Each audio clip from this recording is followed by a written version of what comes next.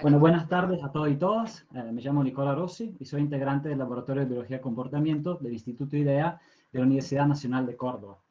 Y hoy le voy a contar, digamos, uno de los capítulos de mi tesis, que es el efecto del incremento de temperatura sobre mecanismos pre- y postcopulatorios en el lagarto Tropiurospinulusus.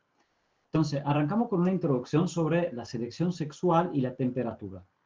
Entonces, los incrementos de temperatura en los ambientes naturales atados al calentamiento global han sido estudiados en ectotermos, especialmente en relación a rasgos como el tamaño corporal y la fenología, que pueden impactar directamente sobre la supervivencia de una especie.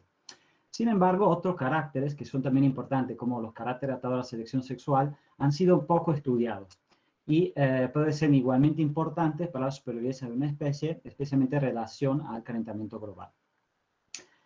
Hablando de lagartos en particular y en un contexto de selección sexual precopulatoria, para muchas especies la coloración es un rasgo muy importante y especialmente para aquellas especies que tienen un dicromatismo y dimorfismo desviado hacia los machos, la coloración masculina es fundamental en un contexto de selección sexual como puede ser la selección de pareja, por ejemplo, o las otras interacciones con los específicos.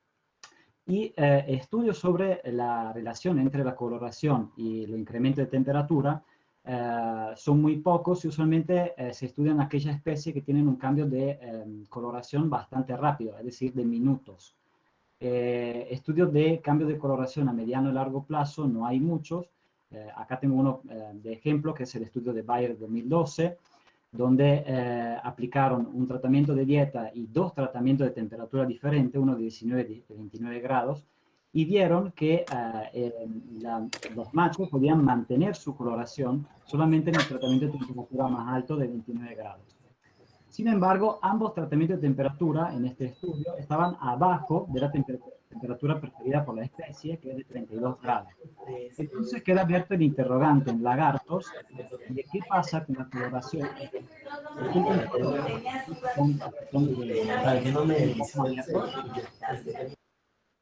Gracias.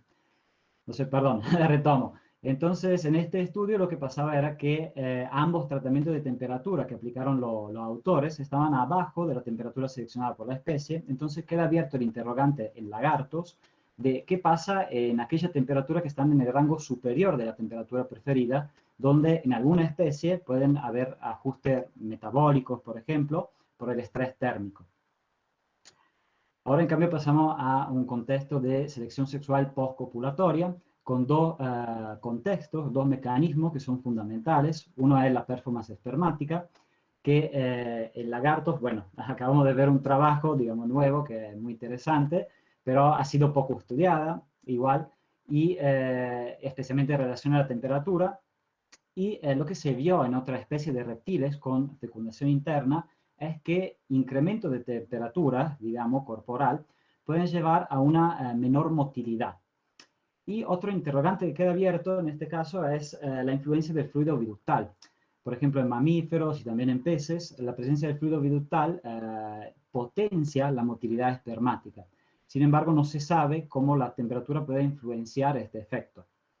Después, otro mecanismo muy importante es la gestación, digamos, donde las hembras pueden regular, en base al contexto ambiental en el cual están, el tamaño de camada, la duración de la gestación o, por ejemplo, su inversión energética también.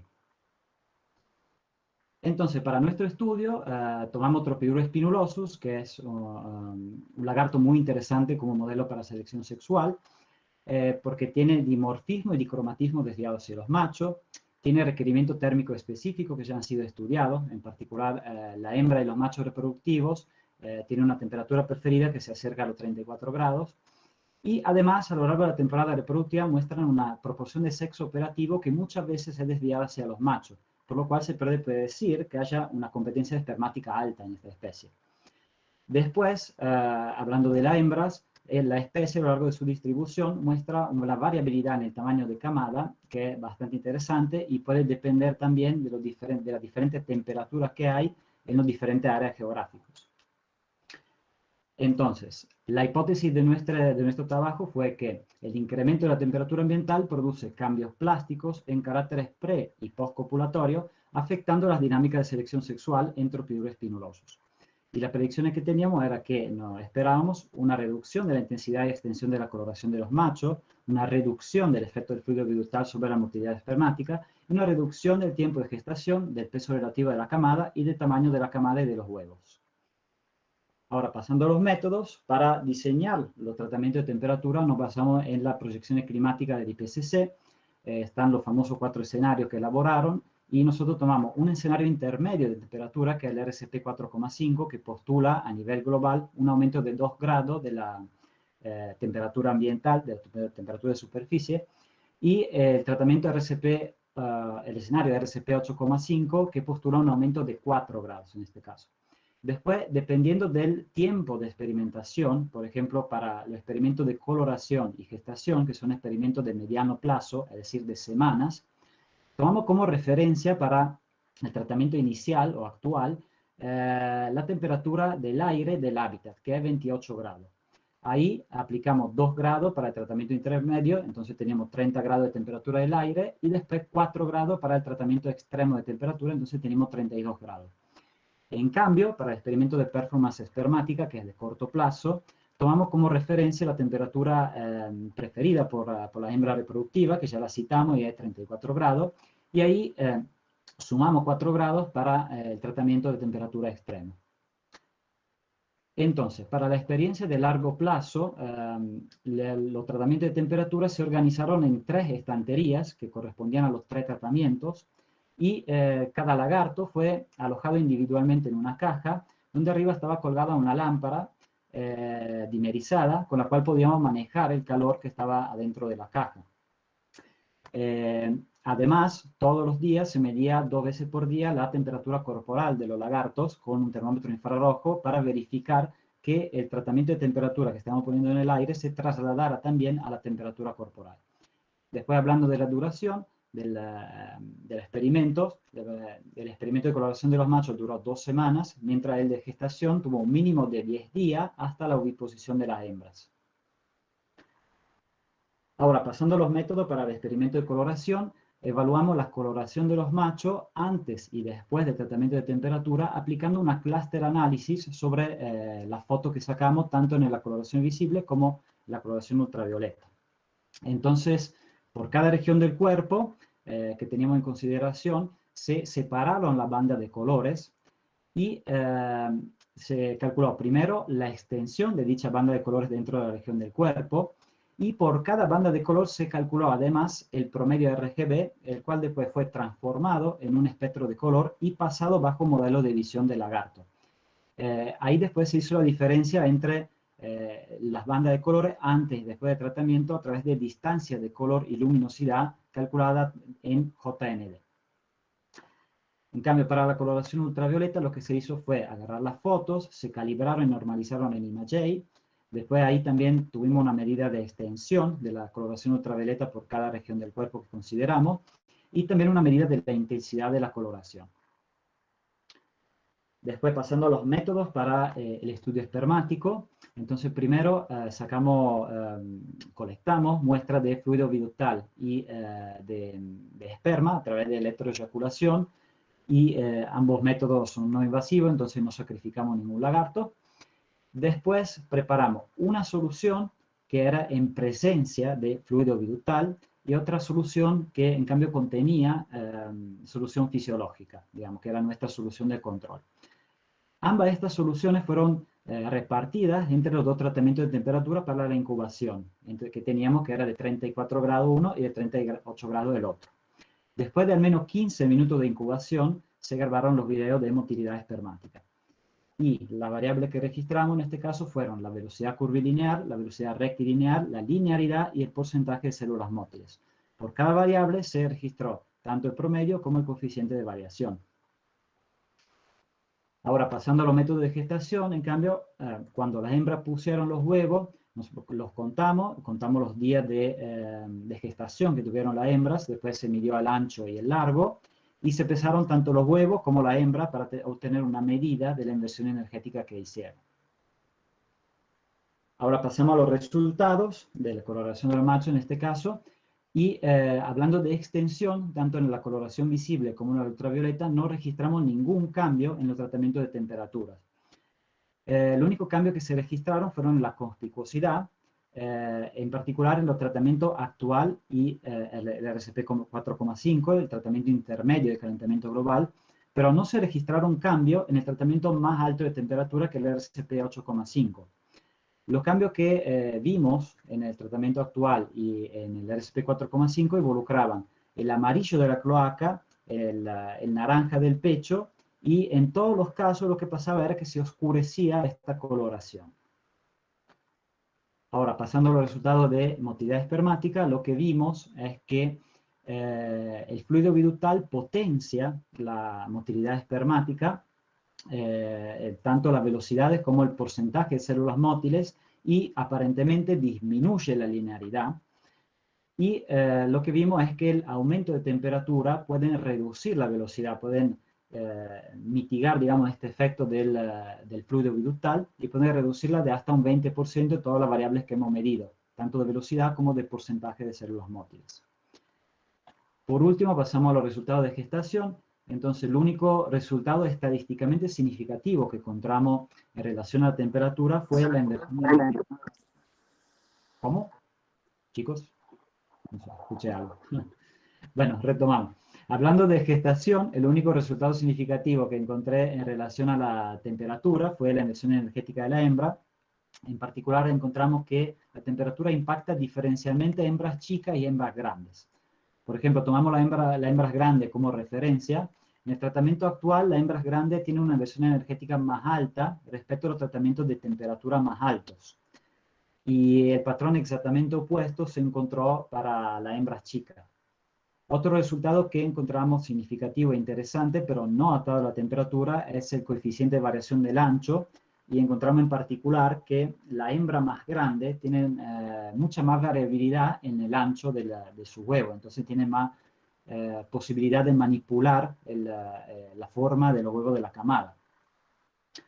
Después, para todas las otras variables, pese a que no se encontró un resultado estadísticamente significativo, se pudo evaluar un patrón, en particular. Si bien no había diferencia en el volumen promedio de los huevos entre tratamientos, lo que vimos es que capaz haya un ajuste en las formas de los huevos.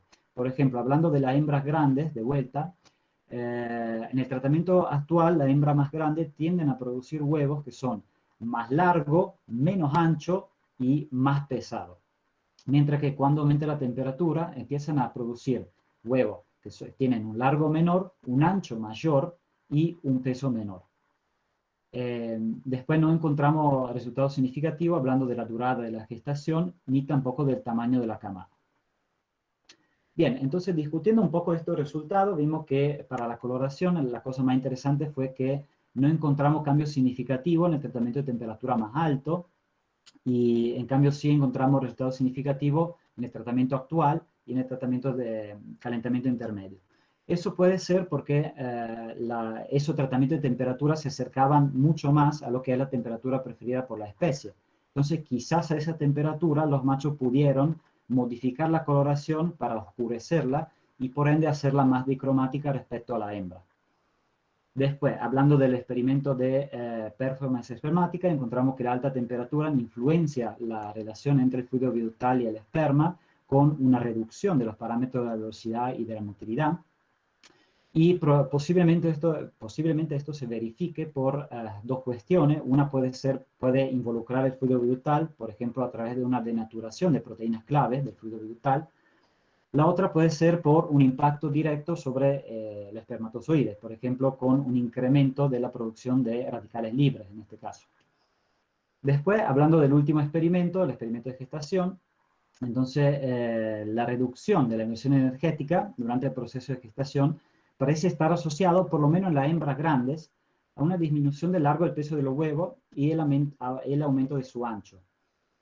Buscando la literatura vimos que en cierta especie de lagarto un ancho más grande de los huevos se correlaciona a un tamaño corporal más grande en las crías, digamos.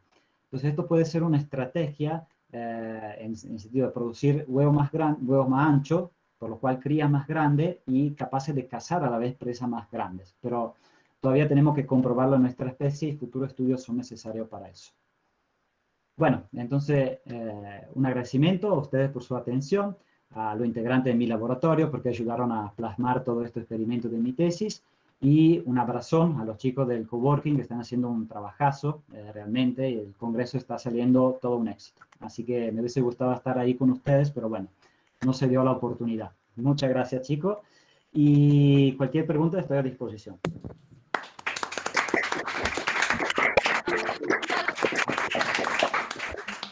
Bueno, muchas gracias, Nico. Mira, tanto hablar de hormonas, la doctora Cardoso se convirtió Carrasco.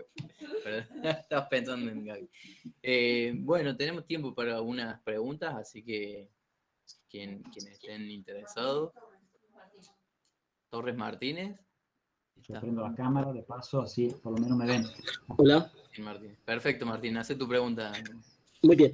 Va referido a los espermatozoides. Me gustaría saber cuál es el volumen que tú obtuviste y cómo fue que mediste la movilidad. Ok, entonces hablando del volumen, no tenemos el dato preciso porque nosotros inyectamos fisiológica cuando teníamos que extraer el esperma, digamos, en la cloaca de los machos, pero no medimos el volumen, entonces no tenemos la medición precisa de eso, pero usualmente teníamos muestras de 15 microlitros con una buena densidad de espermatozoides. ¿Y la movilidad, cómo la mediste? La motilidad, entonces, se habla de velocidad o del porcentaje de células mótiles. La velocidad y el tipo de movimiento. Ah, ok, perfecto. Entonces, la velocidad, bueno, la medimos a través de un software. Digamos, yo no medí los videos, así que quizás si Gaby está acá puede aclarar un poquito, digamos, la mecánica. Gaby, no sé si estás. Hola. No está acá. Sí, sí, Gaby, sí. Gaby. Sí. Sí, ¿Se te escucha dejo. ahí? Sí. A ver, un segundo. Acá está. Oh, Bueno, no se escucha bien. responde, pero cortito, y después sigue de charla. Cualquier cosa por privado. Lo que hicimos fue trabajar con el software ImageJ, en el cual se marcan las trayectorias, se carga el video y se hacen las trayectorias individuales de cada espermatozoide durante 3 segundos. Y después eso genera una matriz de datos en un eje XY, y mediante un software también muy sencillo desarrollado en la Universidad Nacional de Córdoba se calculan las velocidades en una relación a espacio-tiempo. Muy bien, gracias. Y una última pregunta. El medio de incubación de los espermatozoides es importante porque puede modificar los parámetros básicos. Entonces, hablaste de una solución salina. ¿Le mediste la osmolaridad, el pH, etcétera? No, de hecho eso fue uno de los comentarios también que ya nos hicieron. Sí, estamos evaluando también otros medios, digamos, de que estén más usados también en la literatura. En realidad, estos métodos los heredamos de los peces, digamos, donde sí la solución fisiológica es más utilizada, digamos. Nosotros lo intentamos en lagarto y observamos estos resultados, pero sí, ya vamos a usar también otros medios que están más adecuados. Muy bien, gracias. Felicidades. A usted, muchas gracias. Bueno, muchas gracias, Martín. Gracias por responder, Nicola y Gaby también por salir al rescate. Queda una pregunta de Mariana Puerta. Por favor, si estás ahí, Mariana. Hola, acá estoy. ¿Cómo les va? Una curiosidad, Nicola. Justo dijiste algo del ancho, viste que decías que los distintos tratamientos daban huevos más anchos, y en la discusión mencionas un trabajo que dice que detienen digamos, las camadas van a ser más grandes, el tamaño de las crías, algo así, dijiste, ¿no? Sí. Sí, Y mi curiosidad era, si ustedes han visto, porque yo sé que ustedes solían hacer ecografías y todas esas cosas, si la ubicación del embrión dentro del huevo o las membranas o algo, ¿tiene alguna relación con el ancho y el largo? ¿Entendés? Como que si tuviera algo que ver con la ubicación no. del huevo dentro, de la cría dentro del huevo. No, de la cría dentro del huevo no pudimos ver nada también porque parece, digamos, tampoco lo pusimos a prueba, pero obviamente tuvimos varias camadas, abrimos los huevos y lo que se veía en realidad no era ya un embrión bien formado, o sea, estaba en un Ajá. estadio bien temprano, entonces en la ecografía no se ve nada, digamos. Ah, ok. Eso, sí, eso más que nada. Pero bueno, sí, fueron pruebas nomás. Tendremos que verlo, sí, tendremos que chequearlo, digamos, en futuras camadas. No, era una curiosidad, porque como yo sé Sí, que sí, sí, ustedes sí, sí. siempre trabajaban con ecógrafo y con esto, y con un montón de cosas, digo, bueno, capaz vieron algo que llamó la No, atención. parece que en esta especie los huevos cuando están puestos, digamos, están en un estadio todavía temprano de desarrollo, digamos, pero no se puede observar un embrión bien desarrollado. Bien. Bueno, gracias. Muy lindo. Gracias a vos. Bueno, muchas gracias Nicola por tu presentación. Vamos a pasar con la segunda. Les recordamos a todos los participantes, por favor, de mantener muteados los